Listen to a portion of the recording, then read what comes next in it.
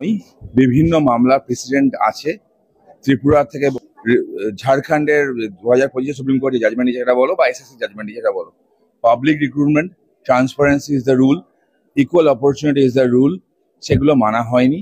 সুতরাং এটার ভবিষ্যৎ যেটা সিঙ্গেল বেঞ্চে ছিল সেটাই ভবিষ্যৎ, এটাই হবে। এটার ভবিষ্যৎ লেখা হয়ে গেছে, আপাতত স্টেতে আছে।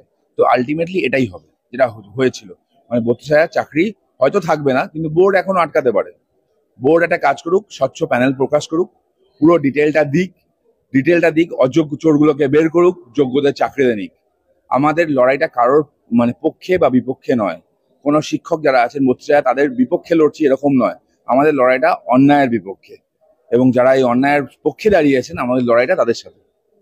কোর্টের মধ্যে যে চিত্র আমরা দেখলাম, কে মামলা করবেন সেই নিয়ে তারা আগে ঠিক করে নি কে মামলাটা করবে, তারপর মামলা শুনানি হবে। যাই হোক, 7 তারিখ থেকে মামলা শুনানি হবে। বোর্ডকে বলেছেন মামলা স্টার্ট করতে, 7 তারিখ বোর্ড শুরু করবেন।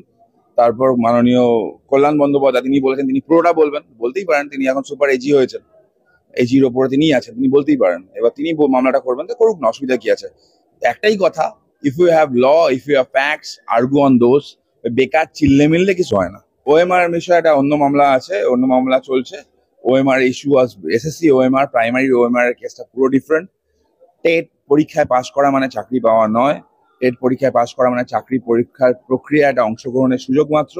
দুটো ইস্যু সম্পূর্ণ আলাদা, সুতরাং দুটো ইস্যুকে গোলানো উচিত নয়।